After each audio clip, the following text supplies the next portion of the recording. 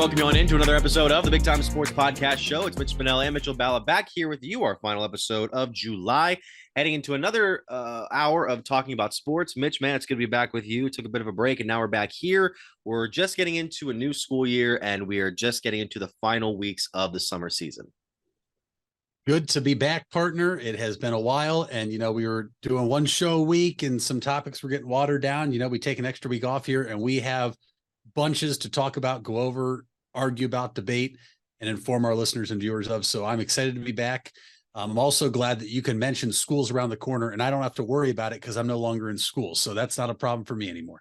Absolutely. And, it was one wrong Amazon order is what kept us out from last week. And I'll explain that later on, maybe in the show. But for now, I want to remind you guys that if you're not following us on any of our podcasting platforms, do so. You can find us on Spotify, Apple Podcasts, and SoundCloud. We're also distributing these podcasts courtesy of Spotify for podcasters, at least on Apple and Spotify.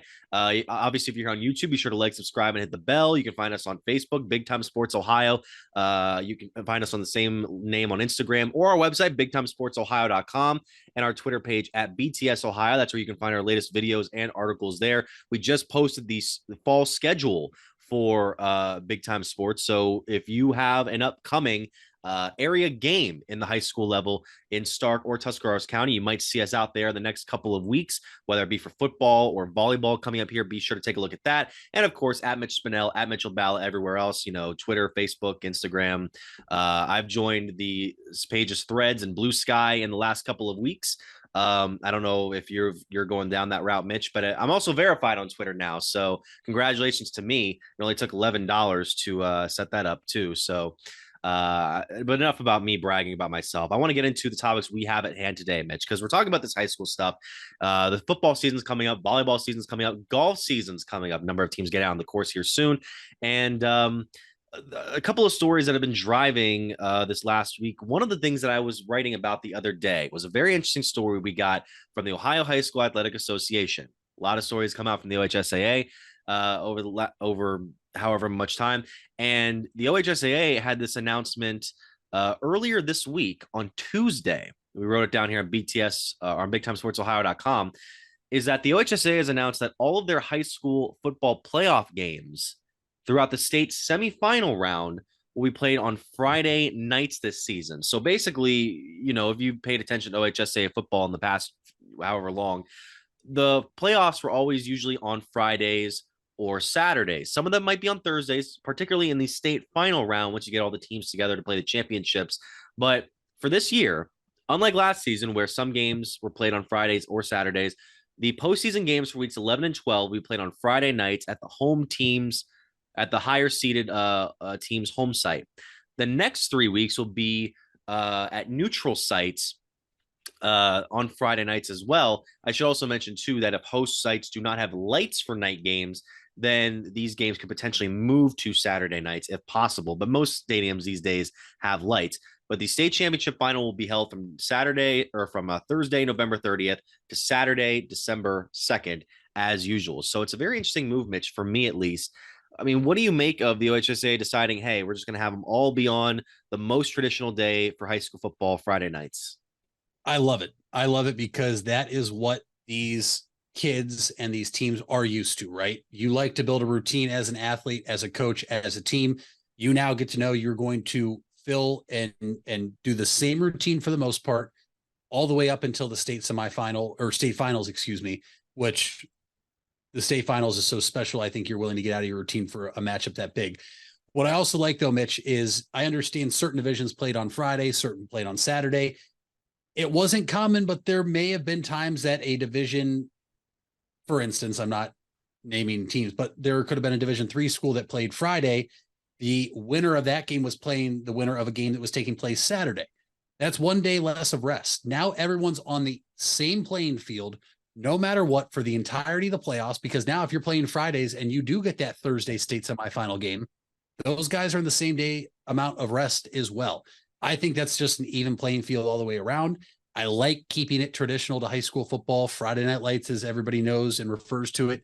I really think this is a very good idea. And I'm excited to see how it goes. I think for people in our position, Mitch, limits us a little more about where we can go and cover. I know there was times that we'd go out on a Friday and Saturday to cover games. The Big Time Sports broadcast crew potentially would do games back-to-back days. Obviously, that's not the case. We'll have to really be selective when it comes down to it of the area teams in the playoffs, but I'm all for an even playing field. And I think this really gives them the most even level playing field there can be, obviously with the one caveat if schools don't have lights, but that is very, very minimal now that you will find a team at a stadium that does not have lights to play night games. What's going to be interesting for me is how they kind of work around this scheduling. Because in the past, you would have these games spread out between the 2 days, whereas now, if every game's going to be on Friday night, you might have to have earlier games played than usual. You might have to have different locations than you have before. Because we mentioned before, those stadiums who don't have lights are now going to possibly be at a disadvantage. Obviously, this is more so the case of the first 2 rounds of the playoffs, when usually the best high school programs have gotten enough what's the word I'm looking for here? They've gotten enough resources over the last few years to warrant a facility with lighting so that they can play games at day or night. Whereas a lot of smaller schools that aren't typically the best of the programs, even those in the lower divisions, they are usually the ones who still don't have lights. I believe even Tuscarawas Central Catholic in our area still does not have a lit stadium. So that's going to be an interesting dynamic for a number of high school teams to be playing these postseason games. Then once you get into the later stages, it's going to be all on Friday nights at neutral sites. So we'll still have the usual suspects that we have seen over the last few years. And of course, we'll be back at the state finals once again at, I believe, Tom Benson Hall of Fame Stadium in Canton. So we'll get to see that for what I believe is the 3rd straight year post the pandemic season.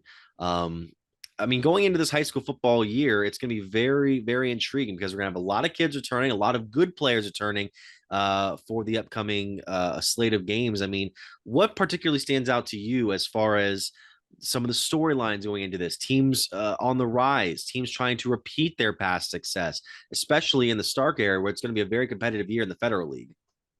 I think you just look at the Federal League right away, Mitch. You look at a team like Lake making it all the way to the state semifinals last year.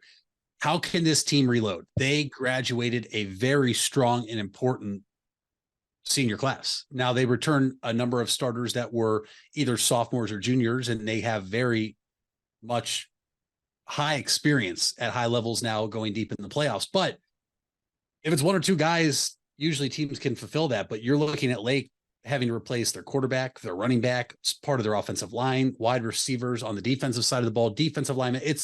It's a tall task, but at Lake, we know they get coached up very well. You can't rule anything out, but I think the Federal League, Mitch, there's 2 teams just based off the players that are returning that would probably sit atop a preseason poll if you ask the media around here. That's the Canton McKinley Bulldogs and the Hoover Vikings, both returning their quarterbacks. Obviously, Hoover with Carson Derlin, who we know is a phenomenal talent, a Division I recruit for football, also plays baseball at North Canton Hoover. And McKinley, Mitch, the athletes there year in and year out prove that they can, no matter what age or grade they are, they can hang with some of the best teams. And McKinley brings back a lot of talent. I think those are the top 2 teams atop the Federal League. Perry is always a wild card because of the style in which they play and how hard it is to defend the wing T. Jackson, they graduated a good number of seniors that were playmakers, but they still return a good number of threats on the outside at wide receiver, also in the secondary at defensive back and safety. Lucas Eckerman, who ended up becoming the starting quarterback, I believe, in week 8 or 9 last year as a freshman, now returns as the sophomore, has not been named starting quarterback yet. It's an ongoing battle at Jackson. But can Eckerman potentially build off those few starts he had into the playoffs last year? And can the offense grow a lot? Because Jackson's a team that lost a lot on the offensive line, and they lost one of the best running backs we had in the area in Jason Davide. We'll have to wait and see. You look at Glen Oak, the Burt brothers, 2 phenomenal talents. Coach Garcia there back again. They are returning a bunch of athletes and very good football players. I'm excited to see what happens there. The Green Bulldogs, Mitch, that's a team you don't sleep on. They graduated their quarterback in the air raid offense they had last year. But from what I've been able to gather so far, it looks like Semino Manson right now has been taking quarterback 1 reps with the Bulldogs during their practices so far. Interested to see what that senior right-handed quarterback can do. I'm excited. I mean, high school football in Ohio, we know it's football in Ohio, Mitch, is basically like a religion to some, and it starts with high school football and then it goes to college and then the pros. I'm excited to see what happens here in just under a month when we kick off. What about down in Tuscarawas County? Well, it's very interesting because it's one case of a team who was the IVC North champions last year, New Cumberstown, returning a lot of their talent. I mean, 5 out of their 6 first teamers were sophomores last year, going to be a junior level squad this year.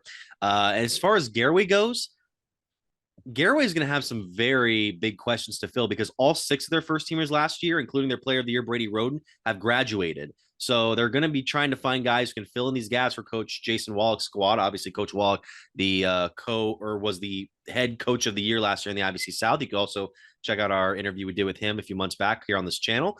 There's also Dirk Gadd of New Cumberstown. He's the reigning coach of the year, so he'll have a lot of his squad returning. As far as the top teams in the IVC goes, New Cumberstown, Malvern should be still competitive here. Buckeye Trail could do something interesting. They were 3-2 in conference play last season. Garaway, Indian Valley, and Ridgewood, those are always the big 3 in the IVC South. We'll see if maybe Sandy Valley can try to work themselves back in the mix last year after having a bit of a slump last season, finishing 4-6. Now, the playoffs are where it's going to get interesting for me because the IVC did not perform well in the playoffs last year. Most of the teams went down in week 11, where only Indian Valley, Ridgewood, and Garaway, all IVC South teams, made it to week 12, and then you had Indian Valley and Garaway working their way through the remainder of the playoffs. Garaway fell in the regional semifinals to Perry, while Indian Valley had a very good win against Columbus Bishop Reedy in the regional semis, and then got bounced by Steubenville in the regional finals at St. Clairsville. So I'm very much looking forward into seeing what teams will be performing well this year and which players and coaches will be able to talk to here in the next couple of weeks or months here on the Big Time Sports Podcast Show. So when we come back, we'll go over some more sports stories, including a trade that happened yesterday in baseball. We'll be going over, the Browns season, obviously, and much more right after this. Hey there, folks. This is Mitch Spinell, and I want to give you guys a quick message regarding 988. If you don't know what 988 is, it was created to make it easier to remember how to get help in the event of a mental health or addiction crisis. This is different than a medical, fire, or police emergency where 911 should still be called immediately.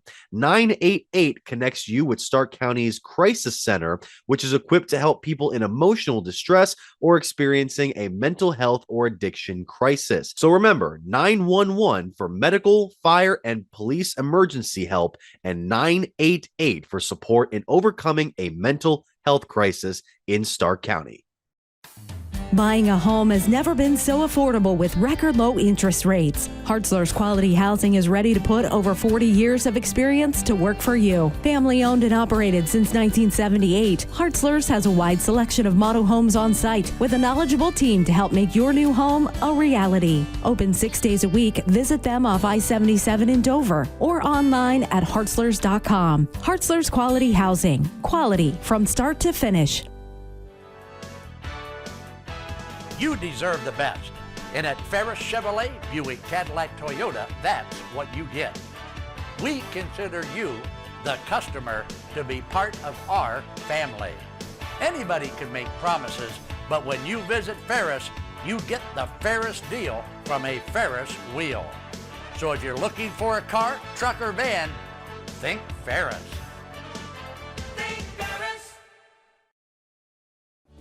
You invest a lot in your home and vehicle purchases. Van Nostrand Young and Associates want you to feel secure should anything happen to those investments. We partnered with providers like Grange Insurance and other industry leaders to be sure you're presented with the most complete coverage to fit your needs.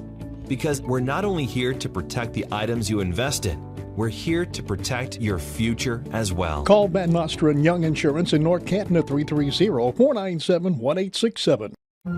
We all have 206 things in common. Our bones keep us up and moving. And we at Cleveland Clinic Union Hospital care about every single one of them. From the tip of your finger to a brand new hip, our orthopedic experts will keep you going while keeping you safe. For every break and breakthrough, for every bone and joint, for every care in the world. Get the care you need when and where you need it. Visit unionhospital.org. Wendy's without the Wendy's app is like Nugs without the sauce. Or a Frosty without the fries. Or a hamburger without the fresh beef. No! Level up. Get the app to order ahead, order delivery, earn free food, and get app-exclusive offers. One app, all the Wendy's. Offer for a limited time at participating Wendy's. Terms apply. App registration required. Fresh beef available in the contiguous U.S., Alaska, and Canada. Vive Auto Sales, located on West High Avenue in New Philadelphia and Cleveland Avenue in Canton, is a used car dealership committed to getting financing for everyone. We give every customer that walks in our showrooms a prime buying experience, no matter their credit score or financial situation. Current inventory can be viewed at www.wefinancenow.com. Check out our Facebook pages for the most up-to-date information about upcoming events and promotions happening at Vive Auto Sales. Get out of the dugout and onto the field with help from Velocity Sports. Velocity Sports is a baseball and softball training academy with locations in North Canton and Canal Fulton. Our new Canal Fulton features 10,000 square feet of training space with 6 cages for hitting and pitching and a large commercial weight room. Velocity Sports will sharpen your skills and get you in the starting lineup.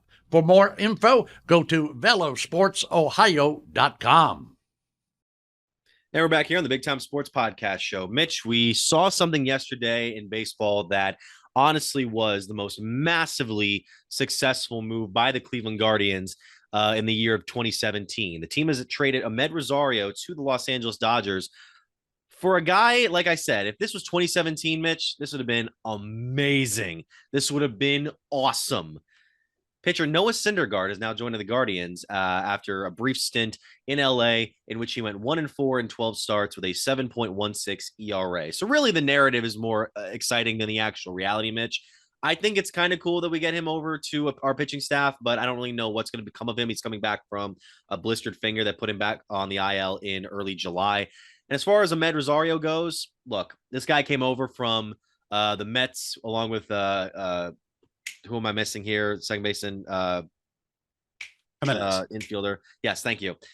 In the Francisco Lindor trade, I can't believe I forgot that name. Back in offseason of 2021, the guy could play baseball. At least there's that. I always said, like, it frustrated me how it frustrated me. It frustrated me how it seemed like 4 days in a row, the man would forget how to hit. And this year he's had maybe the worst offensive stint he's had with the Guardians. And then every 5th day, he'd go like 4 for 4, hit a couple of doubles, maybe rope a home run, and then do something you've never seen before. And now the Dodgers are going to at least have somebody that can be a regular starter and probably second hole hitter for a lineup and a fielding staff that didn't really have a complete fill-in at shortstop for the entirety of the season. Mitch, there is the saying of baseball players at the plate, when they are locked in and they're hot hitters, they're dangerous. There's also the saying of when they are not hot, they are one of the worst hitters in a lineup. That was Amed Rosario this year. Last year, Amed Rosario was great. He was the perfect table setter in that 2-hole behind Stephen Kwan, in front of Jose Ramirez, and it paid dividends for what he was able to do all season last year in the playoffs, getting on for Jose to drive him in, being able to take first to third. The Guardians, one of the best teams in baseball at doing that, being able to run on the base paths and steal bases. Coming into this year, we knew he wanted a contract. We knew Jose Ramirez and him adored each other. They were best of friends. They had really built a relationship. And Amed was somebody, Mitch, that Terry Francona pointed to last year as being a big reason on why the younger players were able to step up and contribute, because of the positive reinforcement of Jose and Amed Rosario. He is due for a contract next year. And sometimes, Mitch, you see it in all of sports. Guys will have their best season ever. Heck, Aaron Judge, Mitch, just broke the American League record last year, heading into an offseason where he was going to get a contract. There's other guys who crumbled under the pressure. And to this point, as we sit here on July 27th, really his last game, July 25th of 2023, Amed Rosario had crumbled under the pressure, knowing that he had to perform to get a contract. When he was not hot, Mitch, he was an automatic out at the plate. I mean, you did not even have to throw a strike, and he was going to chase a slider down and away. And Everybody knew it. And I think Ahmed Rosario knew it, yet he still couldn't hold off on it. You deal with it, and you can get away with it when you are a superb defensive shortstop, which is the farthest thing away from what Ahmed Rosario is. He was horrendous this year, Mitch. He was so bad since the statistics and the StatCast era came into play. Through as many games as he played for the Guardians this year, he was statistically the worst defender since 2016 for any everyday player for the Cleveland Guardians, taking that amazing record away from Tyler Naquin in 2016. Tyler Naquin broke that as a rookie in 2016, and Ahmed Rosario broke it, shattered it, and he actually had the second worst defensive rating at any player a few weeks ago. I don't know where it's at now, but I only have the graphic in front of me. The only one worse than him was Kyle Schwarber. The difference, Kyle Schwarber hits bombs, Ahmed Rosario does not. I mean, I saw the one tweet, what was it, the other day when the Phillies came into town, and it was like Ahmed Rosario and Kyle Schwarber in a contest to see who can be the worst fielder out of the two. Yeah. And there's the saying that is held true in baseball. If you can hit, they will find a spot to put you in the lineup, and they will take the potential miscues in the field. Typically it's they stash him at first, they stash him in right field. Schwarber, obviously, in that talented Phillies lineup, is in left field. And unfortunately, we know firsthand how good he can be offensively, going back to the year of 2016 in the World Series after he missed the entire season. I liked Ahmed Rosario, though, Mitch, because he did play with fire. He played fast. He always played hard. He just, unfortunately, was not a good shortstop. And so for me, when you look at the Los Angeles Dodgers now, Mitch, this is a team that is always atop the National League West. They're always a threat to win the World Series. They went out now and acquired two shortstops in back-to-back days. On Tuesday, they get Kike Hernandez from the Boston Red Sox. He had been with the Dodgers before, so maybe the familiarity factor there, knowing he is equipped to play multiple positions if needed. And now they go out and get a shortstop in Ahmed Rosario. The return, though, Mitch, is interesting. Mm-hmm. To your point, if this was the 2016 season, we are talking about perhaps one of the best pitchers in baseball at the time. Syndergaard was 14-9. He was an all-star, finished in the top 20 for MVP voting in National League, finished atop the top 10 in Cy Young voting. 17, he was hurt. He comes back in 18 and 19 and delivers. 21, gets hurt again. In 2020, goes 10-10. And then after that, he's just fallen off, injury prone. This is a guy, Mitch, that he came up. He was a fireballer. You look back at that Mets team that went to the World Series and lost to the Kansas City Royals, I believe, what was that, 2015? They had Matt Harvey, Jacob deGrom, and Noah Syndergaard. They were the formidable big three in terms of a rotation. The saving grace we have here is I don't think this team was going to re-sign Ahmed Rosario, right? We have too many unknowns in the likes of Gabriel Arias, Tyler Freeman, and Brian Rocchio. And we need to see those guys play. And for as much slack as we give Arias, Mitch, he has a phenomenal arm, way better than Ahmed Rosario could ever hope for. He has the capability of playing shortstop, and you'd start to see Tito throw him in the 8th and 9th inning defensively at short because Ahmed Rosario was just becoming so unreliable. He just cannot hit. And I think the reason we're still hanging on to him is they don't want to have the same thing happen that has now happened with Yandy Diaz with the Tampa Bay Rays. Diaz in 90 games in 2 years was about a 280 hitter here in Cleveland, had 1 home run in 88 games. And now he leads the Tampa Bay Rays in home runs. He was an all-star first base this year. I think the Guardians are having a little bit of seller's remorse with Yandy, and that's why Arias is still here. We have options. There's also the option, Mitch, don't forget, the first year after we traded Francisco Lindor, Andres Jimenez was playing shortstop. Now, yeah, I don't know if you can really sell me on putting him at shortstop after the phenomenal outings he's had back-to-back years defensively at second base, offensively a little bit of a step back this year, but when you look at teams around Major League Baseball, certain teams are very good at something. Tampa Bay, they're very good at developing hitters. Don't believe me? The numbers they have and still leading the American League after that amazing start to the season, even though they've fallen behind the Orioles now, and what they've been able to do with Yandy Diaz and Randy Arozarena and other players, phenomenal. The Cleveland Indians / Guardians, Mitch, are known for being able to develop pitchers. We have 3 rookies up here right now that are going to be front line of the rotation guys for the foreseeable future here in Cleveland. Mm-hmm. If there is any organization that could potentially fix Noah Syndergaard, it's us. To me, this is a low risk, low reward with a high reward possibility. If he doesn't do well, it's fine. If he can just be a guy that eats up 5 or 6 innings to avoid us having bullpen games now with Bieber on the 60-day IL and McKenzie on the 60-day IL, I am all for it because the bullpen games are catching up to us, right? Our bullpen that is so good is getting fatigued because of the inability of some of these younger pitchers being able to go deep in games. But Mitch, if they fix Noah Syndergaard, and I'm not asking him to return to his 2016 form, if they fix Noah Syndergaard and get him back to the 2018 form, you have a front line of the rotation guy again. And that's what you are going to need when it does not look like you can really count on Bieber or McKenzie coming back this season. And that's why, to me, I'm totally okay with the move. The Dodgers kicked in money for the Syndergaard contract because he was making more than Rosario. So it was a wash, according to John Heyman and all these other reporters. It's pretty much a straight up trade. Contracts are both the same for both sides after the Dodgers kicking money. We'll see. I tend to think you'd have to agree with me that if there's one thing Cleveland does better than anybody else, it's developing pitchers and moving off guys at the right time for the most part. No GM is perfect. Yandy Diaz and Nolan Jones now in Colorado is a perfect example of us not being perfect. But when you look at other guys we've gotten off, not Cliff Lee, excuse me. We traded him. We got a good package. CC, obviously a lot left in the tank. We couldn't afford him. Corey Kluber, though, we moved off him at the perfect time before the injury bug caught up to him. Andrew Miller, we moved off him at the right time, not re-signing him as he goes to St. Louis.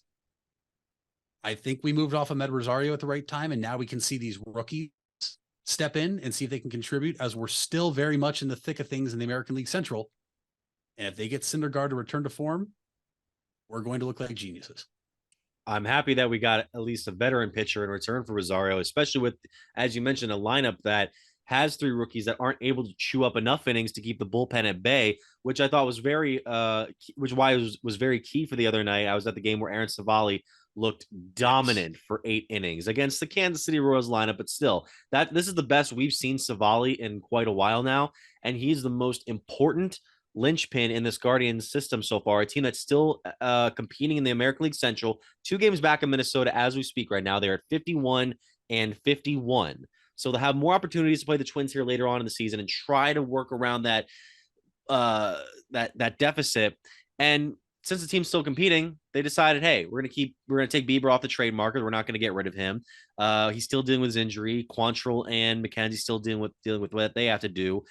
I've seen some discussions of maybe like, oh, should we trade Aaron Savali right now? I don't think we should right now because this is not your number 1 pitcher. It's a guy who can maybe bring you some decent value if you decide to go the way of bolstering your offense. But right now, he's the only key, healthy, still pitching well veteran in your starting rotation. I don't want to rely solely on 3 rookies. I'm fine with having them in the mix. I don't want to have them solely working between 3 rookies and a 30-year-old former All-Star who doesn't look quite the same as he used to. That could immediately take where the Guardians were at the beginning of the season with one of the most consistent and healthy rotations in baseball to all of a sudden a complete mess, hoping that you can bolster your lineup enough to score runs if you somehow make it to October. I'm with you. It's pretty obvious if you know me or you follow me on Twitter or just from what I've said over the past year. I'm not the biggest Aaron Savali fan.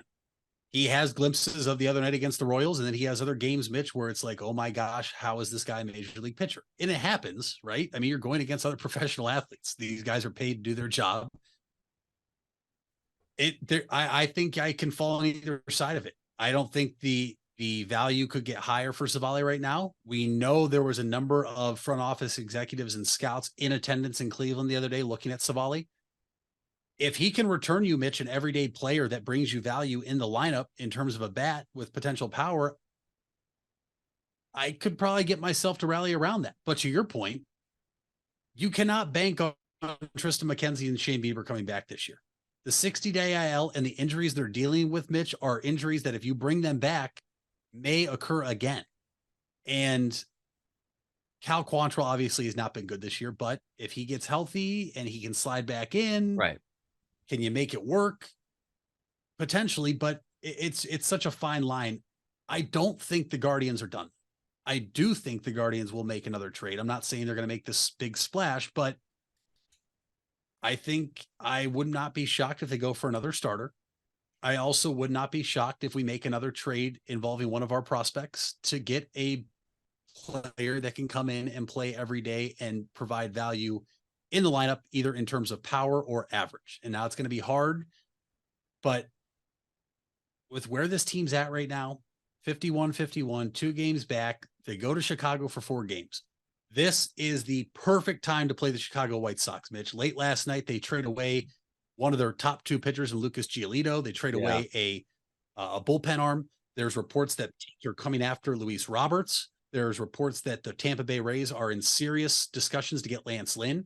This is a semi-fractured locker room with a lot of anxiety built up right now because guys don't know what's going to happen. Are their friends getting traded? Are they getting traded? Where do they have to move the family? This is a perfect time to where Cleveland needs to go into Chicago here and handle business and win for what I would believe their 4th consecutive series or 5th consecutive series. And I think if they go in here, the deadline at 6:00 on Monday or Tuesday, I do think if they go out here and handle business this weekend, the front office is going to have no choice but to make another acquisition to allow this team to have a fighter's chance at winning the American League Central in what's the worst division in baseball by far. But the Twins don't scare me. And I think that's why you have to make a trade. The Twins are not clear cut better than the Guardians. I don't think you can say that. And their schedule will get a little difficult here. The Guardians now will play the White Sox. They get the Twins later. They don't see the Royals again till September. The Tigers are in there still, but I'm all for the trade.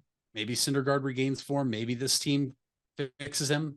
I don't know. What I do know, though, is the trade deadline coming up next week. When we record next week, Mitch, we're going to have a lot of fun and potentially a lot of trades to break down or none to break down because I feel like we always hear about these potential trades that just never go through.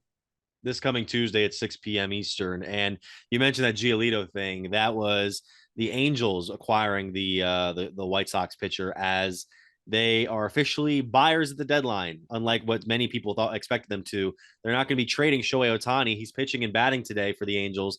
They're not going to deal him before the deadline, Mitch. So they're going to make this push for the playoffs. And I texted somebody in my group chat last night. Talk about really needing to win the World Series right now, somehow, some way, which seems unlikely because they're in 3rd place right now in the American League West. But you're essentially giving him away.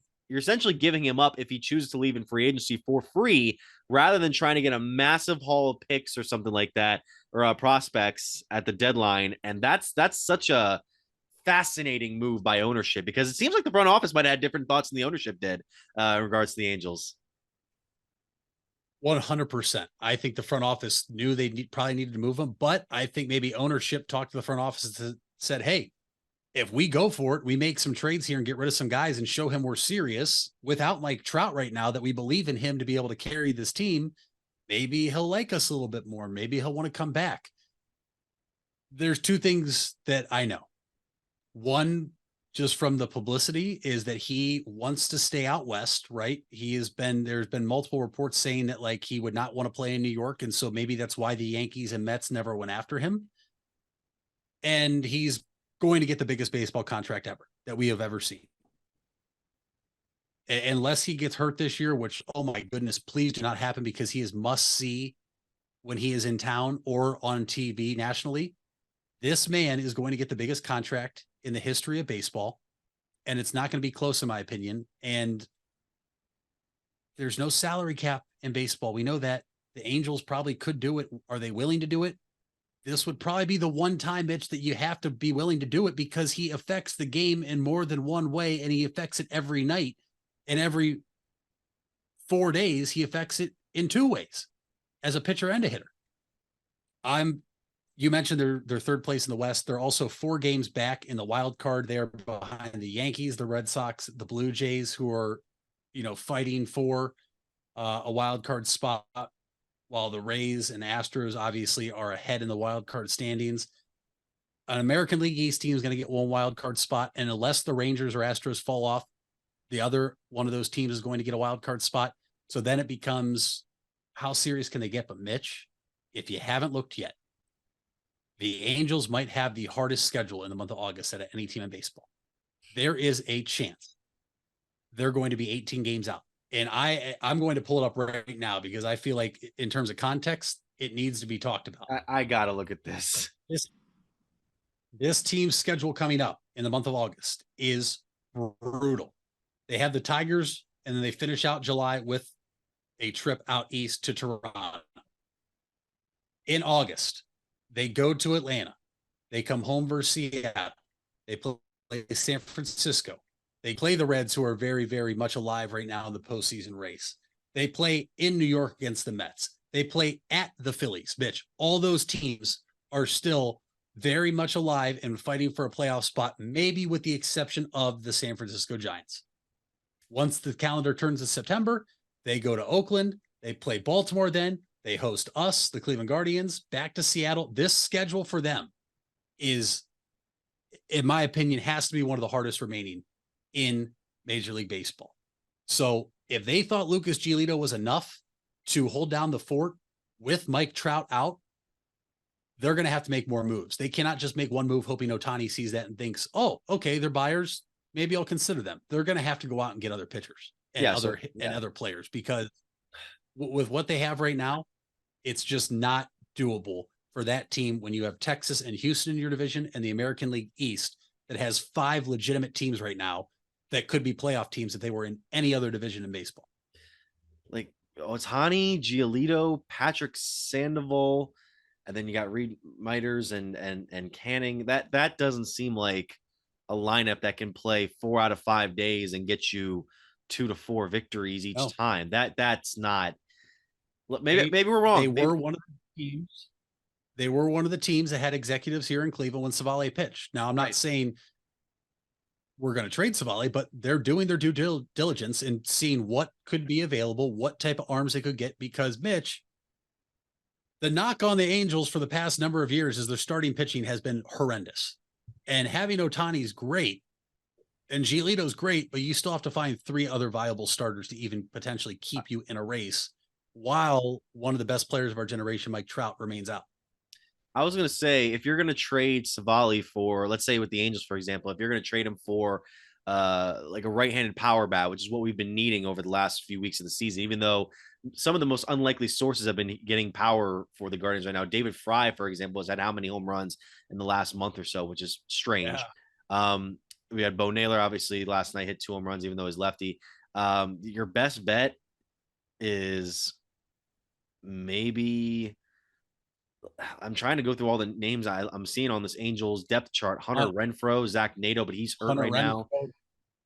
Taylor Ward. I mean, to me, none of that blows me away as a Guardians fan if that trade ever happened. Obviously, as a delusional Guardians fan, I would hope that, maybe Savale and a couple of prospects for Ohtani would work out. Maybe the Angels will change their mind in the next couple of days. I mean, I think that's a fair trade for both sides. Savale, Bieber, a couple prospects, the ghost of Bob Feller, Miles Straw, the Akron Miles Straw in there. The Akron Rubber Ducks organization, the entire franchise, maybe, possibly. I could see that happening.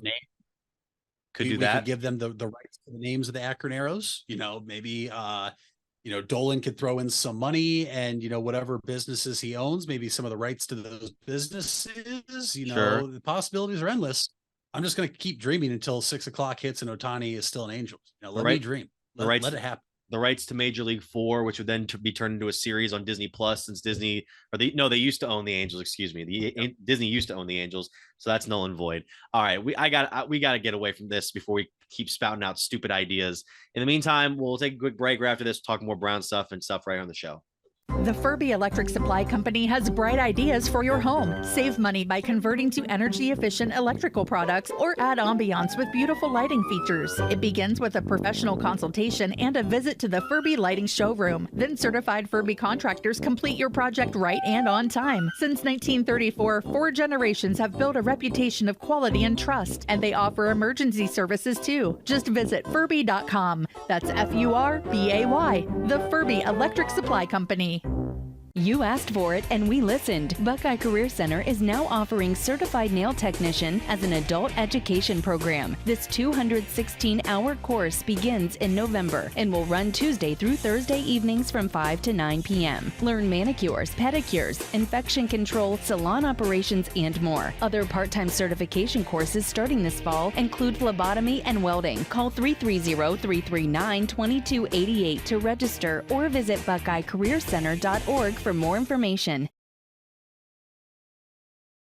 If you're looking for a new or pre-owned car or truck, why not see the Parkway Auto Group? Parkway is a special group of automotive experts with 8 brands to satisfy your needs. Come see the difference at the Parkway Auto Group on Commercial Parkway in Dover. 8 brands and 1 family. It's Parkway Auto Group. Fall is in the air and part-time career enhancement courses at Buckeye Career Center are on the horizon. Registration is now open for Introduction to Beekeeping, Basic Small Engine Repair, and Sign Language. These part-time offerings run on Tuesday evenings and begin in November. Let Buckeye Career Center help you learn a new skill or advance your current skill set. Call 330-339-2288 for more information or to reserve your seat in one of these or our other part-time classes. You matter. Everyone plays a part. We all have a role. Each of us can make a difference. You do matter, and the best way to have a positive impact is to pay it forward. With each of us helping one another to cope, feel better, and know that we belong. Pass on the positivity today. Tell someone else they matter too. Alt Care. Alt Care, Alt Care. Where you matter. We all have 206 things in common. Our bones keep us up and moving. And we at Cleveland Clinic Union Hospital care about every single one of them. From the tip of your finger to a brand new hip, our orthopedic experts will keep you going while keeping you safe. For every break and breakthrough, for every bone and joint, for every care in the world. Get the care you need when and where you need it. Visit unionhospital.org. Employee benefits, although time-consuming and expensive, is one of the top considerations for those making a job change. At Hummel Group, we help businesses craft benefit strategies that align with company goals. Through an emphasis on cost containment, leveraging technology, and benefits administration, we save your team valuable time. Your employees call us with questions, not you. Visit HummelHelps.com or call 800-860-1060. Don't just get insurance. Get Hummel. June is National Safety Month. Did you know that 80% of injuries related to falling in a home happen in the bathroom, mostly to folks over the age of 65? If you find it hard to get in and out of a standard bathtub and need a new walk-in shower or convenient walk-in bathtub, then call the professionals at JR Bath. JR Bath has been helping to make bathrooms beautiful and safer since 1976. Call JR Bath at 330-494-2365 or visit us at jrbath.com. And welcome you back here on the Big Time Sports Podcast Show. It's Mitch Spinell and Mitchell Balla as we now transition into some more talk regarding the upcoming NFL season. A number of headlines to talk about here as, one of them, Mitch, we talk about the Cleveland Browns fairly often through the offseason and regular season on this show. So one of the things that I wanted to address was this recent talk from quarterback Deshaun Watson at Browns camp this past week. There was an interesting dynamic at his most recent press conference, Watson's. Obviously, him coming back from the suspension last year for the ongoing legal process, which resulted in a settlement with the NFL. And, Watson has said he shared his stories with his teammates and he's kind of just, been focusing on the upcoming season. He had these things that he back on Tuesday in which he was talking about them with reporters, and he kind of alluded to some of his tough upbringing, which he felt was overshadowed by the coverage of the allegations against him. There was even a quote here. It says, quote, "A lot of people, especially last year, heard different things. Especially last year has been the media directing and narrating something else. It's been kind of overshadowed. So having an opportunity to tell that story in front of those guys and lift those teammates in their eyes and be able to touch them and let them know why I am who I am is definitely powerful," unquote. And this sparked a number of reactions on social media and from a number of articles. I believe Dan Patrick even had some comments regarding this, calling the Cleveland Browns must not see TV. Watson and the Browns, I should reiterate. I mean, I'm seeing headlines from reports saying Deshaun Watson should be ashamed of himself. Let's see here. Watson can't be blaming media for his own mistakes. Deshaun Watson spent last season apologizing. Now he's playing the victim. These articles around the likes of SB Nation, Deadspin. Look, this is kind of where you're at. This is kind of where we knew the team's probably going to be at. Watson's going to be at. I think the choice of words could have been better. I'm not saying I do think that there was less of a story here than was made out to be. However, I don't know if showcasing any form of resentment against media outlets and people who are talking about this sort of situation should be a kind of play for Watson or the Browns. It's mainly Watson in this case, but I don't know. It's kind of a tricky scenario because you're in a spot where a guy, when you have him in front of you as a reporter, that's probably going to be the number one thing you would want to talk about. And there are probably situations where if that topic is brought up, then there's going to be sort of a retraction in terms of your relationship between the athlete and the media outlets. Yeah, look, everybody always has an opinion, and that goes for anything in life. We know that this is going to hang around the Browns and Deshaun Watson for potentially forever, Mitch. I mean, let's just call it for what it is. The way it goes away is winning football games. His play on the field will obviously overshadow some of that. And at the same time, Mitch, do I agree with what he said? No. But it also is a slow time. There's not a lot of camp stories right now. Your other biggest story in the NFL right now is running backs having a Zoom meeting talking about how they're not being paid fairly. They should be getting paid more. And that's about it. I mean, the next biggest story is Sean Payton ripping Nathaniel Hackett as the Denver Broncos coach last year. Rodgers taking a $35 million pay cut. I mean, like, there's nothing here that is going to really change ratings for these media outlets in what is a dead period for outlets that typically cover football and basketball the most. It's never going to go away. We know it as Browns fans. At the same time, us as Browns fans didn't make this move, right? So the people that want to come after Browns fans, we were a fan before this move was made. Most are still fans after the move was made because this is how we get through the fall and winter here in Ohio, and some left, and that's their choice, and I totally respect that. I think when it comes to Deshaun Watson, though, Mitch, he had been covered up for so long. He hadn't been able to say a whole lot that now he wants to say a whole lot, right? And I'm not dismissing the allegations against him or holding them against him because at the same time, they're allegations and there was a legal process that went through and there was things that did not transpire from that. And that's just a fact. That's all I'm saying. Like I said, I'm not saying what he allegedly did is okay or it wasn't okay. Like that, this is just where we are. I just think that Deshaun Watson has been kind of covered up for so long because you had to be careful last year as the Browns with him, especially only playing a certain amount of games and most of the time in the NFL, Mitch, when players are at the podium or coaches are at the podium, it is, Coach, what did you think about this in the game? What did you see in practice day? Coach, you're struggling. Are you thinking about making a quarterback change? That's not going to be the case for the Browns here, I think, for the rest of the offseason. It's going to be a lot of questions that people want answers from Deshaun Watson, from the Haslams, Andrew Berry, Kevin Stefanski, and teammates about Deshaun Watson, the person. And we're not in a spot to talk about Deshaun Watson, the person, because we don't know him and we weren't there. We're here to talk about football and the Browns, but I do think that because of the slow news going around the NFL, that is a bigger conversation because of the ratings and the amount of people now that dislike Deshaun Watson, that dislike the Cleveland Browns, and because it will get people that do care more than they probably should, that have no say in the entire situation that went on, to click and get involved in arguments on social media or in polls or emails or call-ins or whatever it may be.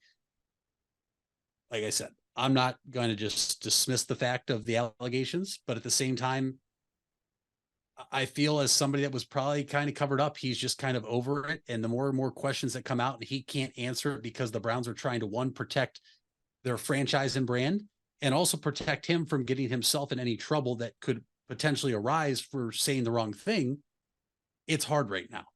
I will say Dan Patrick saying the Browns are must not see TV is hysterical in my opinion, because there are still 52 other players in this roster and some very damn good football players in this roster, Mitch, that are some of the best at their position group in the league. Nick Chubb is must see TV. You cannot take what Deshaun Watson did or did not do and hold that against Nick Chubb. You cannot hold that against Myles Garrett. They are players for a franchise that went out and got them in the draft or free agency. They did not get a say in this move either. We know Andrew Berry is the general manager, and we also know the Haslams had a big say in the move that was made. I know what's going to happen. I'm sure you know what's going to happen. That as training camp rolls around here, really, Mitch, in the next week, we're 7 days away from the NFL season kicking off here in Canton, Ohio, with the Browns and Jets playing in the Hall of Fame game. And I have to believe 50% of the questions that are going to be asked to Browns players, personnel, coaches, front office, whatever it is not going to be about the players on the field that are fighting for spots on the roster, but it's going to be around Deshaun Watson. I'm very interested to see what happens next week here in Canton. Odds are Deshaun Watson's not going to play. Odds are Aaron Rodgers is not going to play. Are they going to be here? We've seen it before with some teams and their high-profile athletes. They don't come.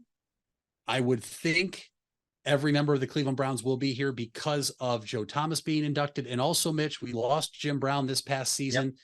There should be some kind of recognition or ceremony for arguably the greatest running back of all time next week here in Canton when the 2023 class is enshrined into the Pro Football Hall of Fame. But I think you and I are on the same page here, and I think a lot of Browns fans understand that as well. Moving forward in training camp, the joint practices that'll happen, a lot of the conversation is not going to be about the practice or the plays or the players fighting for roster spots. Maybe half of it will be, the other half will be on Deshaun Watson. The Browns are going to have to navigate that. And the way to get out of it, Mitch, is to win football games. And us as Browns fans, all we want to see is the Browns be a successful football team and win football games. And if they do that, Mitch, I think a lot of this goes away, much like it has with other players across other sports or even NFL players that have had off the field issues, that once the season starts and if they start performing and they start winning football games, a lot of it goes away. It's never not going to go away completely, though. And that's just the nature of the world we live in. No, I do agree with that.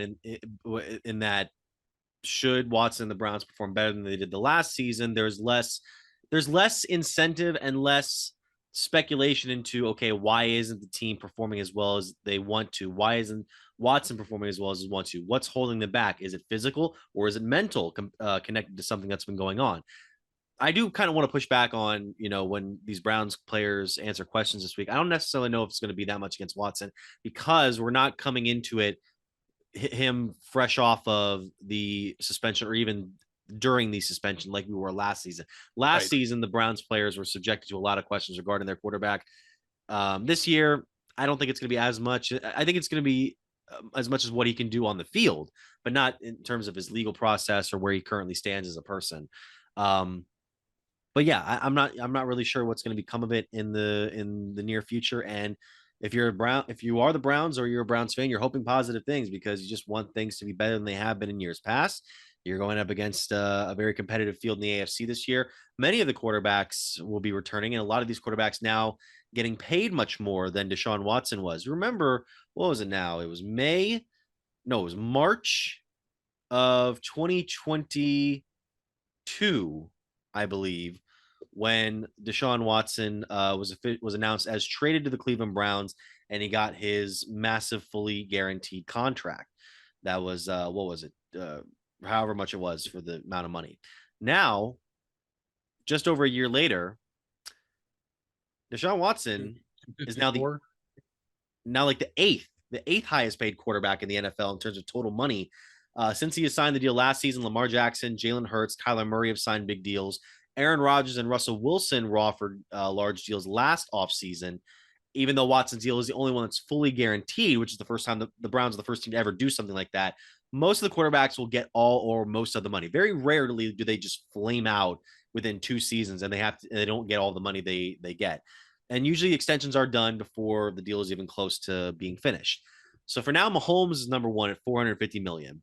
Watson's deal at $230 million comes as the 8th biggest deal in NFL history. Yearly average of $46 million is 7th in the league, just ahead of Mahomes at $45 million. So the Chiefs look like they're getting a bit of a bargain. But you look at what's happening with Justin Herbert right now. He just got $262 million over 5 years, $100 million paid out in the first season of the deal, just based on the way the money works. And Joe Burrow is still yet to be signed. Trevor Lawrence is still yet to be signed. Tua Tagovailoa and Justin Fields have a bit more to go in terms of proving they're worth it in the long term, but there's still some things that are that might be worth it for the Dolphins and Bears, respectively. And you still got the likes of veterans like Kirk Cousins and Dak Prescott and Jared Goff and Aaron Rodgers after that 2-year thing.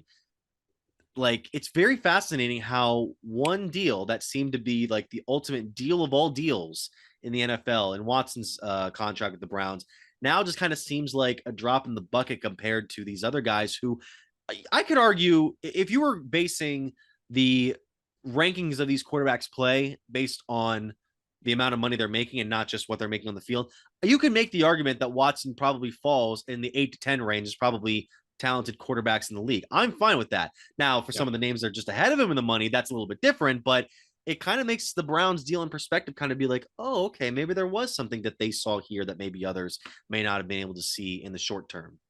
And I'm so happy you brought this up. And like I just mentioned here in the same segment, it's hard to take Deshaun Watson, the football player, and also take the off the field issues that we know away. Yeah. But for just 1 minute, whether you love him or hate him, do it for me, right? When the Browns did this contract, Mitch, a lot of the pushback on it was they're doing this for a guy that has all these off the field issues. But if you were doing it strictly as Deshaun Watson, the football player, and the last time we saw him on the field in Houston before he sat out a year, remember, he sat out a year. He was not in trouble with the NFL. Right. He was punished once he was in Cleveland. The Browns doing that the way they did it, Mitch, obviously the fully guaranteed is the big part of it, but I had no issue with it because it takes a team to do that for another team to trump it. The Chiefs did it with Mahomes. We did it with Watson. Mitch, I think there's a really good chance that Joe Burrow could potentially be in the same boat as Deshaun Watson with the Cincinnati Bengals and get a massive, most, if not fully guaranteed contract. And he, based off what we've seen from him in Cincinnati after his torn ACL, he deserves it, Mitch. I think that there is Patrick Mahomes, and then it's Josh Allen and Joe Burrow right below Mahomes in terms of tiers and how they should be getting paid, and Aaron Rodgers based off the success he's had. So the Browns got a lot of slack because they gave it to a guy who was having a lot of off the field issues. But Deshaun Watson in his last season with the Houston Texans, which was 2020, because he sat out all of 21, Mitch, he was a top 5 quarterback. He led the league in passing, and he did that without DeAndre Hopkins. For a bad Texans team. A really bad Texans team. And so now being slotted 8th, if you're going off of where Deshaun Watson was in 2020 as the player, it is worth it. I have no problem with it. The only problem I'm going to have with it is if the Deshaun Watson we saw in 5 or 6 games last year is the quarterback we have for the next 4 seasons, that's going to hurt because you can't move off him. Nobody's going to take that contract with the baggage that's coming with it right now. And he's not worth that money if he's the player we saw. I don't think he's the player we saw. I think taking a year off in anything you do, you will not be the same. And I mean anything you do. This is going to be a big year for him as the quarterback with that contract and everything hanging over him. But in terms of just Deshaun Watson, the football player, and those names you mentioned and the money they're getting, 8th on that list right now, I am totally okay with it because we thought it was potentially going to handcuff the Ravens. It didn't necessarily, but could it handcuff the Bengals? We'll have to see now because Joe Burrow is going to go to the Bengals and say, I'm not taking less than Justin Herbert. I'm better than Justin Herbert by a landslide. I've taken you to 2 AFC championship games. I've taken you to a Super Bowl. I have given you more than you ever probably thought I could have this short of time in my career. He is the definition of a franchise quarterback, Joe Burrow. And hey, if they have a great season this year and he balls out, he leads the league in passing and he demands that contract, Joe Burrow, who has no off the field issues, who is a great guy, Mitch. He's super likable for the most part, unless you hate the Bengals, which we do, but I hate it because I do like Joe Burrow. Some team is going to fork out the money to get Joe Burrow because he is as good as advertised. And he was also, up until last year in the playoffs, the only quarterback to start out 3-0 against Patrick Mahomes. The Chiefs are the standard in the NFL right now when it comes to a team with a quarterback. The Bengals are not far behind. And I don't think the Eagles are far behind, although I do want to see Jalen Hurts do what he did last year again. But the Browns set the market, but they weren't going to be the last team to set the market. And we're going to see it continue to tick that way. And I won't be shocked by this time next year, Mitch. You mentioned Joe Burrow, Dak Prescott, who we know wants his money, Kirk Cousins, Mitch, who was coming off the best year of his career. There's a chance Deshaun Watson will be slotted 11th. Who knows? What if Tua stays healthy and the Dolphins are the best team in the AFC? He could be 12th. What if, obviously a lot of what ifs, but they're viable what ifs. And it's a chance Deshaun Watson goes from 8th to 12th or 13th and slotted money for a quarterback. That's why I know it's hard to separate everything, but in terms of the business, in terms of the money, I was okay with it for the football player that we were hoping to get. Yeah, I'm going to keep one Browns-Bengals topic on the other side of this break. When we come back, we'll go over some other stories here as on the Big Time Sports Podcast Show.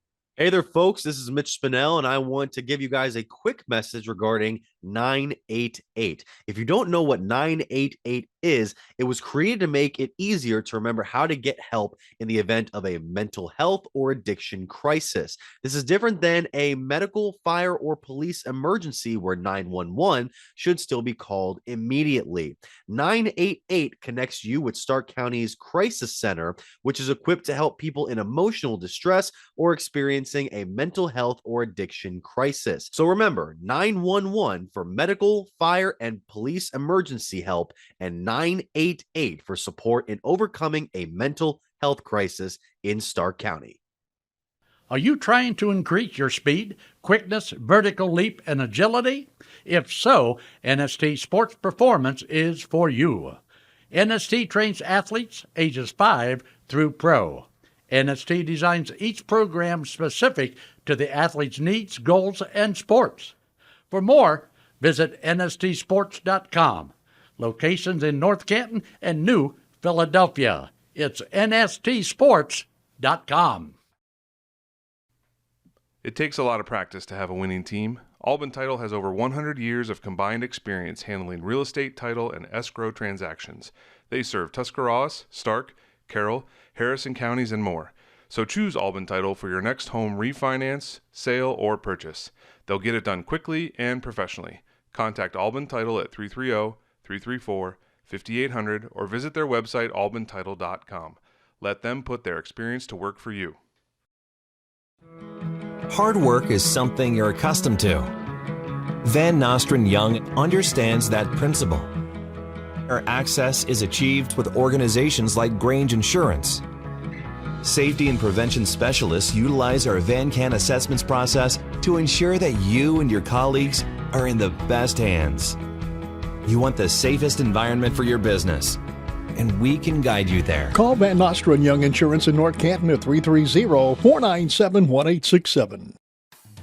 If you're purchasing a new home, the team at Hartzler's Quality Housing is here to help. Take advantage of record low interest rates to make your new home a reality. Locally owned and operated since 1978, Hartzler's Quality Housing has the experience to guide you through the process. You'll find a wide selection of model homes on site to fit any budget. Open 6 days a week just off I-77. You can also visit them online at hartzlers.com. Hartzler's Quality Housing. Quality from start to finish.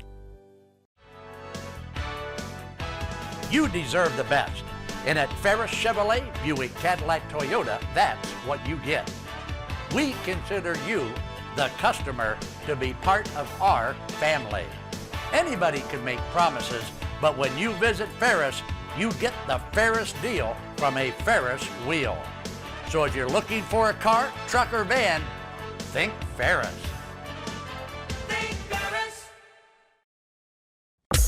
Wendy's without the Wendy's app is like Nugs without the sauce. Or a Frosty without the fries. Or a hamburger without the fresh beef. No! Level up. Get the app to order ahead, order delivery, earn free food, and get app-exclusive offers. One app, all the Wendy's. Offer for a limited time at participating Wendy's. Terms apply. App registration required. Fresh beef available in the contiguous U.S., Alaska, and Canada. Get out of the dugout and onto the field with help from Velocity Sports. Velocity Sports is a baseball and softball training academy with locations in North Canton and Canal Fulton. Our new Canal Fulton features 10,000 square feet of training space with 6 cages for hitting and pitching and a large commercial weight room. Velocity Sports will sharpen your skills and get you in the starting lineup. For more info, go to velosportsohio.com. Turning 65 soon or already on Medicare? Hummel Group can help you explore your options and find a plan that fits your unique healthcare needs and budget. Our experienced agents provide personalized advice and help you compare plans from top insurance carriers for free. We're here to help you find the Medicare plan that's right for you. Visit HummelHelps.com or call 800-860-1060 to speak to an agent about Medicare. Don't just get insurance, get Hummel. All right, we're back here on the Big Time Sports Podcast Show. Now, Mitch, you mentioned it earlier in the show. We know it's the later stage of the off season right now. We're just trying to find things to talk about when there was this whole spiel that happened while I was on vacation. This thing about the Cleveland Browns officially announcing that they have some new threads for the upcoming season. Now, it's kind of a throwback to their old 1950s style looks, as you see here, the all white design along with the new white helmet with the brown and orange stripe that has not been seen on a field for the Browns since the late 40s to early 1950s. Some would say the heyday of the Browns organization. As you can tell, along with myself, Mitch, you are very, very much okay with this look for the Browns this upcoming season. Well, this whole spiel happened with the Browns and Bengals social media accounts to where the Bengals started clowning about the Browns look, how it kind of looks more so like the white tiger uniforms that the Bengals have been peddling out for the last couple of seasons. And then that got into a whole thing with people, like sports historians, Cleveland sports historians, about how it's likely true that Paul Brown, the former Browns coach turned founder, owner, and head coach of the Cincinnati Bengals later in his career, essentially, and I would say, and I use the term essentially very carefully, ripped off an entire NFL franchise by giving the Bengals a similar look to the Browns, black and orange instead of brown and orange helmets, because this was pre the stripes on the helmets when they just said Bengals back in the early days of Brown. They had the same initials, CB. They played in a major metropolitan market in Ohio, Cincinnati instead of Cleveland. And they've essentially been rivals for the last 50 or 60 or odd years because, that's the way it works. So I even put up on Twitter the other day this thing about how it was a clip on YouTube about how somebody was explaining, I don't remember what I searched to look it up, but it was essentially how when Paul Brown was fired by Art Modell in the early 60s, he was essentially like, okay, I'm pissed. I'm going to go make my own organization. You can see here, there's the Browns. And then they just transition into the Bengals. Look at this thing. I was like, Bengals fans saying the Browns copied. Look, you copied an entire franchise. We understand you guys have made the Super Bowl 3 times more than we have. We get that. But we were the OG. We were winning championships before you guys were even a thought in Paul Brown's head. So back off when you see this. That's all I'm saying. The Bengals just have nothing else to do. That's basically all it is. He literally copied a franchise because he was upset. And listen, when you're the position that Paul Brown was in, you can do whatever the hell you want. At the same time, both teams both the Browns and the Bengals, Mitch, have colors from the school that Paul Brown taught at. So did they both rip off the Massillon Tigers? Like, no, you don't see the I mean, like, I was gonna say I'm not sure because I know the Browns are named after Paul Brown, but I don't. That's I mean, the orange is in both. Yeah, but the brown is different from a tiger. Right. But then the orange. Bengals thing I'll give you. Bengals thing I'll give you. So did he rip the Bengals? Did he like the orange, obviously, which is why he took it to Cleveland and say, I want the orange still, but I'm going to go back to Massillon, take the black. Like, it is what it is. It's a petty argument. The Browns obviously did it first. The white helmets are awesome. I don't know if you had a conversation with your dad. I did. My dad's not a fan of them because he's been raised with the orange helmet the entire time. I think there's the older generation out there that likes it, much like there are with Buckeye fans, Mitch, that when they went to a different type of helmet for a game here or there, I believe starting back in 2011, a lot of Buckeye fans hated it, right? It's always the silver helmets, the stripe down the middle, the Buckeye leaves on it. There's the helmet that was scarlet with the thick gray stripe down the middle they wore against Wisconsin when Braxton Miller threw a Hail Mary to Devin Smith. Okay. They've had the chrome silver helmets they've worn with special uniforms. They've talked about an all Navy helmet, the throat. Like, people just kind of need to get over it. It's a helmet. Hey, the Browns were successful when they wore these white ones. Maybe we're going to be successful now with these white ones. Who knows? But I don't know if you saw today, Mitch. The Denver Broncos announced they are going to come out with their alternate helmets. And the Browns quote tweeted it and tagged the Bengals. Oh, yes.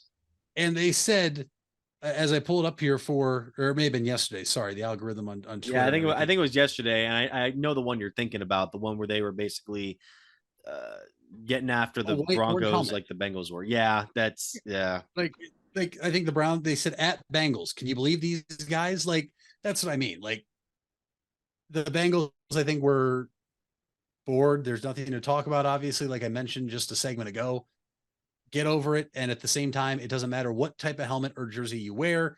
If you win football games, people are going to love it. Yeah, I can see that. First of all, the Browns just kind of, they're not getting treated well in the comments, and I can kind of see why. That one felt like an L to me. But I do think that the Broncos are kind of going to try and maybe go back towards that old school design they had from the 70s to the mid 90s, because that look that they've been sporting for the last 2 decades, it's a solid look, but that is a relic of the late 90s style when a lot of NFL teams are starting to darken their colors and starting to make their colors look a little more intense and intimidating. And now we're kind of working our way back into the colorful brightness of the old days. I mean, the Eagles are going to be wearing their Kelly green uniforms more often now. The Patriots have kind of softened their look a little bit. So I don't know. It's just gonna be one of those things where timeout. If there is one team in the NFL that should be upset with any team when it comes to uniforms, it should be the Houston Texans upset with the Tennessee Titans going back to the Houston Oilers uniforms. They're literally called the Houston Oilers throwbacks. The team went from there to Tennessee and they're wearing the uniforms that were worn in Houston. To me, that is the only franchise that should have an argument about being upset about anything. They wore them for 2 seasons as the Tennessee Oilers, but it's that is too classic of a look for the NFL to be owned by the wrong city. And I already have this whole spiel with how the Oklahoma City technically owns the rights to the Sonics looks and colors and banners and all that. That should just go back to the respective cities. I do agree that the Texans, I mean, that's tricky though, because the Texans they weren't the Oilers. It's not like it was a rebranding. It's a different organization. The only reason the Browns still remain the Browns from the old days is that they made it official that we're going to keep it this way. We're just going to essentially restart it. The Oilers left for Nashville, and they just decided, all right, we're going to get a new team. It's the Texans. Have fun with it. But the Texans do need a bit of a new updated look because they've been sporting the same look since 2002. But what I mean, and I get it, right? They left Houston for Nashville. Yes. They became the Nashville Oilers there before they became the Titans. It's just like, Houston, to me, the uniforms that were worn there, obviously the franchise left, like that. To me, when people see that, it's the Houston Oilers. Right? Like, they should have the biggest gripe, and they don't say anything. But what about this? What about this? You need to redo it. The Indianapolis Colts or the Baltimore Colts snuck out in the middle of the night to go to Indianapolis. Baltimore got a new team a few years later. Does Baltimore, if Baltimore came out sporting some blue and white uniforms one day, I mean, that it's kind of the same thing. That wouldn't make sense either. But you know, it's association by city rather than the organization themselves. You know, there's this whole thing now with the Colts about how they got this black helmet in the uniform now, which I saw that the other day. That was a mistake on the organization's part, not because a black helmet doesn't look good, but because they're doing it wrong. If I can get the Colts new uniforms up here, the Colts new uniforms, they have a black helmet, but it's a blue uniform. And I'm thinking to myself, no, that should be a blue helmet with a blue uniform or an all black uniform. That shouldn't be two different things clashing together. Am I the only one seeing this? No, I see it with you. At the same time, I like the uniform just because it is different. People are like, "Oh, that's the Duke Blue Devils only as a professional football team." No, Duke is just a blue with black trim around everything. Yeah, I don't know. Obviously, as a professional team, you have your traditional color, and then you have white uniforms. Are you allowed to have your helmet the same color as your non-dominant color or your non-away color, which is white for pretty much every single NFL team? That's why I don't know. Like, are they allowed to have an all black uniform with a black helmet? I don't know if that because they have some crazy rules when it comes to this stuff. I feel like they would be because the Steelers have worn all black uniforms before and they have their black helmets. But black is technically part of their, primary colorway. You see what I'm saying? Like black, when you think of the Colts, it's white and blue. You think of the Browns, it's orange and brown or orange and white. Every team has a white uniform. That's why I'm not sure, like, were the Colts not permitted to do an all black? Because I thought an all black uniform with blue trim, white numbers, and a blue stripe down the helmet would have been a great look. But the NFL has some of the most bogus rules when it comes to uniforms and things like that.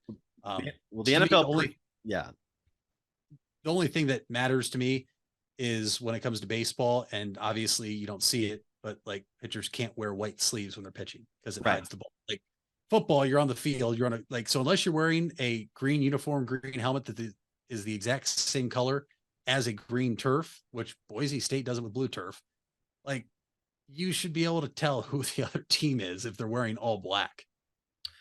Let's see here. The NFL previously permitted teams only one set of helmets for safety reasons per season, but they softened that rule in 2022, which will allow you to wear the different helmets, henceforth the orange and the white helmets. Let's see here. The revised policy allows teams to utilize a second alternate color approved helmet to pair with the alternate, classic, and or color rush uniforms. All uses of alternate helmets must follow the set forth parameters. Clubs must obtain an entire new set of alternate color helmets for all players. So we're not going to see these helmets, the white helmets with the Browns brown uniforms. We're not going to see that. Alternate color helmets must be the same make, model, and size as the applicable player's primary helmet. All right. Alternate color helmets must be made available to all players at the start of training camp and should be fit at the same time as the primary helmet. And alternate color helmets must be worn in practice at a minimum during the week leading up to the game in which they will be used. And that's from NFL.com back in June of 2021. So yeah, I don't think that we would see. I'm trying to think of what an example would be. I guess it wouldn't be a case if the Colts had come up with that uniform as all black, then I think they could have gotten away with it.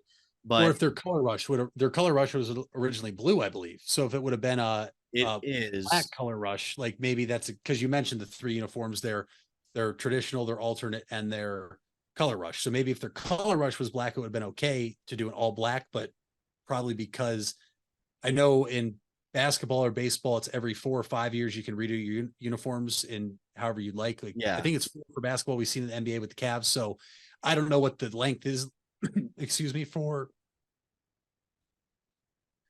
the NFL teams, but maybe that is partially why. Well, I believe that the Colts color rush this year is all blue. And actually, no, this is an older article. But I do believe that is the color rush. So therefore, they'll be sporting the all blues, and then right at the top of the black and blue horseshoe design, which is an inverse of the usual helmet. They had those inverse ones a while back, long ago. I don't think they ever did this, but I think the NFL, you can buy this at the Hall of Fame or some other stores. they had those inverse mini helmets that are like the inverse colors of the NFL. So say, for example, if it was the Dallas Cowboys helmet, it would be a navy blue helmet with a silver star, which is the opposite of what they usually wear. And the Browns had one where it was a brown helmet with orange stripes on it. And I was like, oh, that's pretty cool. We'll probably see them in a game sometime. And then they never did them.